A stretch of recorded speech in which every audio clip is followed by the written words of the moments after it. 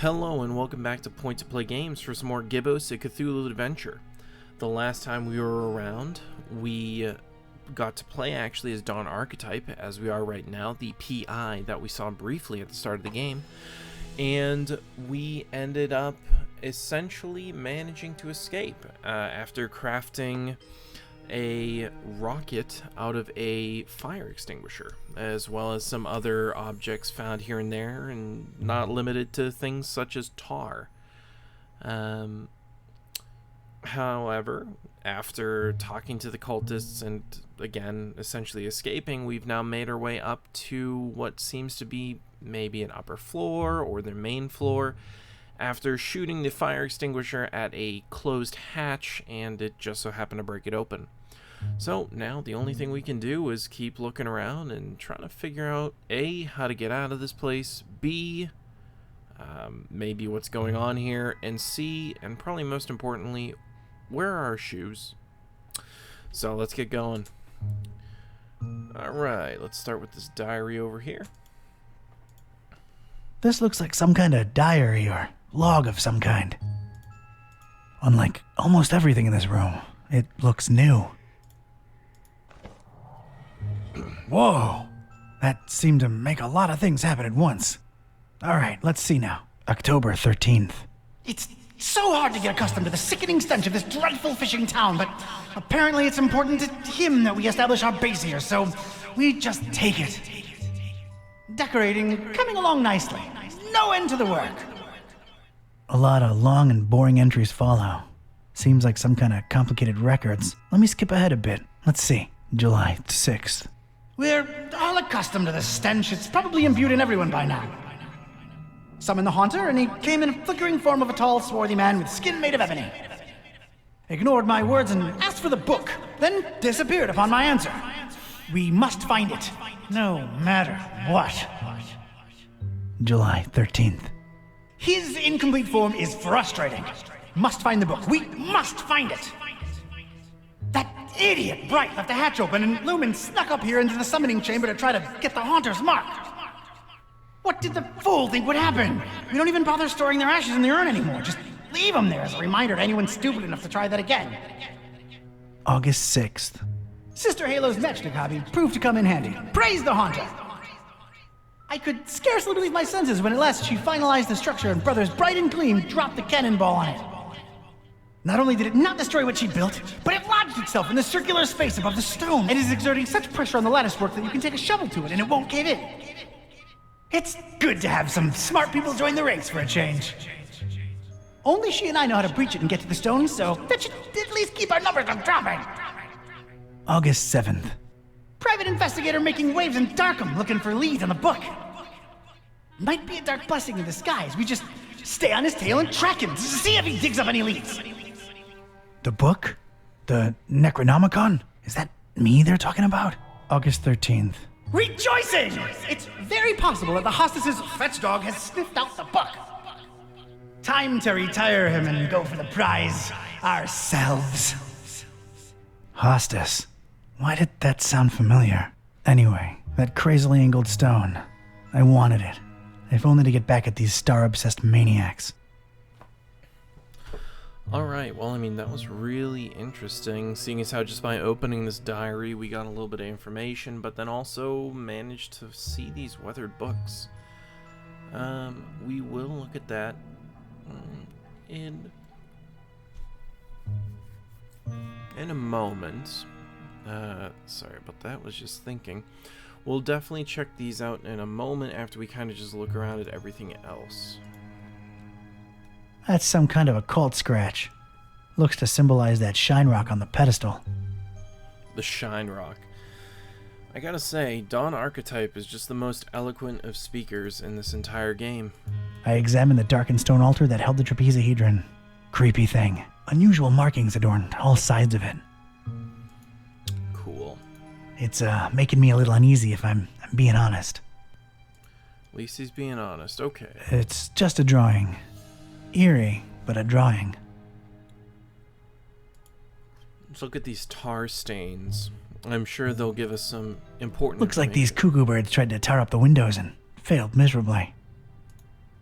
Why not just buy some shutters or... what am I saying? They're completely bonkers. I've played with tar enough for today. And that is true. These guys are absolutely insane. It's a strange, self-illuminating weirdly angled rock thing.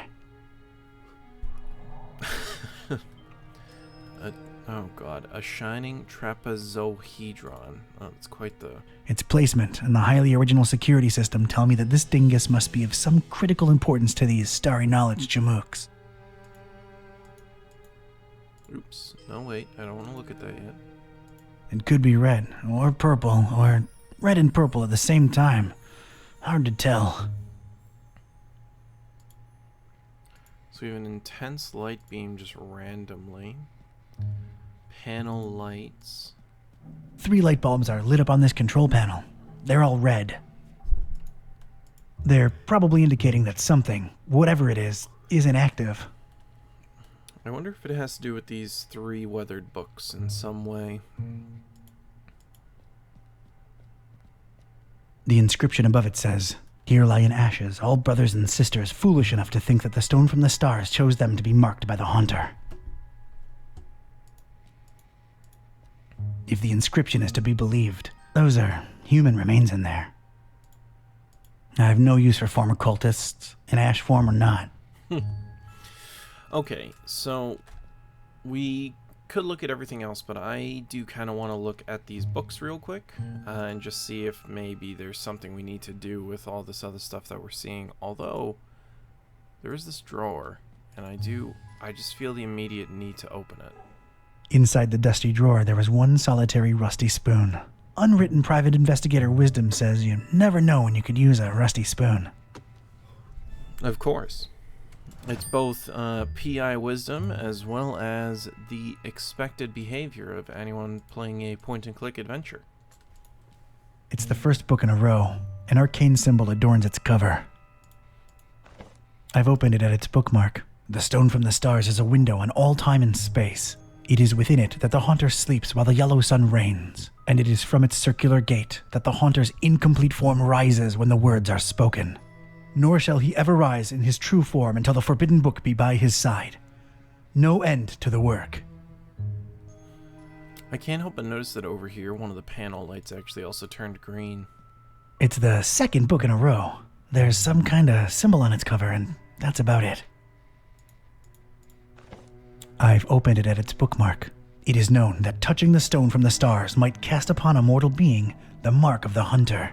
But none should do it unless prepared to face his cold black flames and turn to ashes and dust.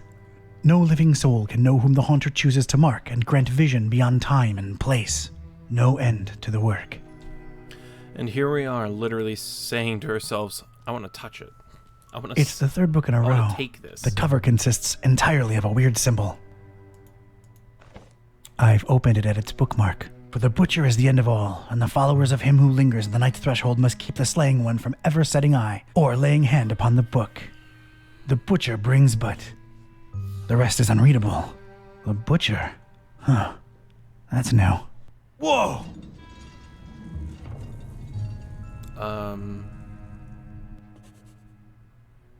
Okay then.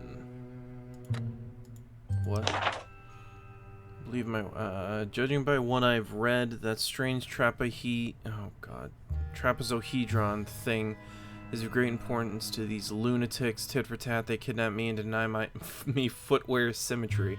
I take their precious stone. Mama, key type didn't raise no pushover. I mean, I gotta agree with that. Alright, so... A delicate and intricate latticework of what looked to be matches, surrounding some jagged, shimmering stone and somehow supporting the kind of cannonball what looks like it was made to bring down battleships. I realize how crazy that sounds, yet here it is before me. That does sound actually insane. It's made out of matches. Matches. Matches. Matches. I find it very interesting that this seems like its way of trying to get me to try and set it on fire. I want to look at the telescope. an immense rusty telescope hanging intimidatingly overhead. Its most interesting feature, a big, convex magnifying lens. I see. I don't think I can pry it out with my bare hands. What about with this rusty spoon? I carefully place the spoon in between the lens and the metal. Oops, well, I didn't mean to do Voila! that part. The lens was now mine. Sorry about that. I didn't mean to skip it. It's filthy. Oh, look, this pristine rag. Oh my god. Are we doing this? Is this the... This is what we're doing, isn't it? Of course it is.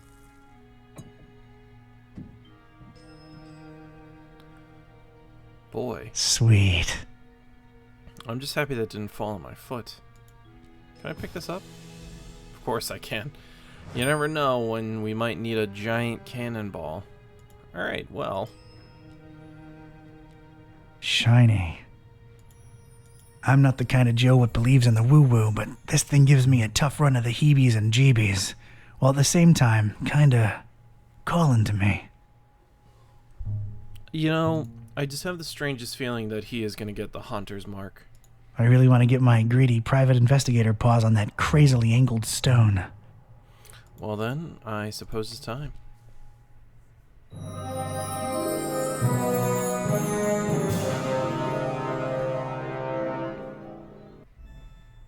Is that it? I most certainly did not burst into cold black flames. So much for this numbskull cult's credibility. It did feel, weird. Weird. Cool. That was slightly anticlimactic. Got the stone, did not expire by touching it, but it feels so strange. Could this weird rock be of any use to me? Okay, just to do this, I mean, it feels like there's not really anything else to do here, so let's head down. Oh look, I completely forgot about this guy that we essentially killed. Oh, also, we're probably heavy enough to pull this down. Alright, I'm now one cannonball heavier. Let's see what happens. Seems he had the same thought that I did. That was a first. And a last. Don't blame him for that. Alright, we got a flagpole now. Don't know what we'll be using it for, but we have it.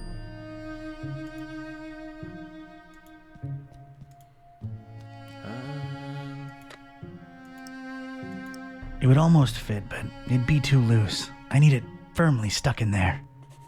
You've got to be kidding me. That was just me taking a guess. Tried to combine the flagpole with the starry stone, but it didn't stick. Do we have to, like, go... Let's... Hold on. Do we have to, like, use this tar puddle again? Let's get this stick, sticky. Cool. Alright, so now we can do this. I don't know why we're doing this, but we're doing it.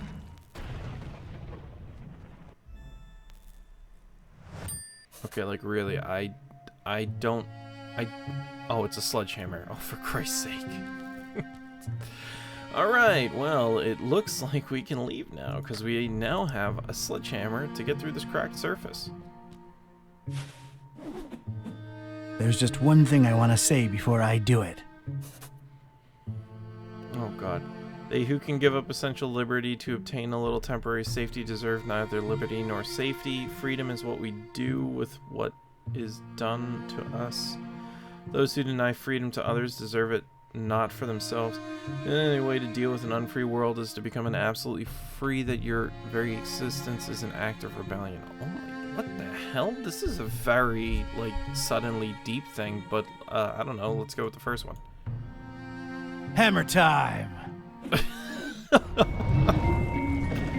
All of that just for it to say hammer time.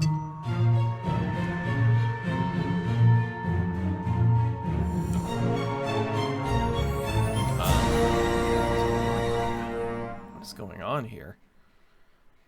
Also, I just thought about the fact that Dawn is in Fishmouth, and us as Buzz has also gone to Fishmouth. So I think we're probably changing to Buzz now again. Oh, and here we go. Alright, you two, here we are. Ugh. Just call me when you need my services. I'm getting as far away from this dump as possible. See yous. Yeah, thanks. So, here we are, Kitty. Fishmouth. Is this foul, rotting sea life odor in any way mouth-watering to you? Please, it's sickening, and I'd literally rather be anywhere else right now, but we've got a job to do. Let's find Finman's before we revisit my lunch and dinner. Alright, well, I mean, this seems like a perfectly fine place. Just put a little pause on it and wait until next time. So, thank you very much for joining me once again here at Point to Play Games for some more Gibbous, a Cthulhu adventure. I look forward to seeing you next time, and remember, always make a point to play games.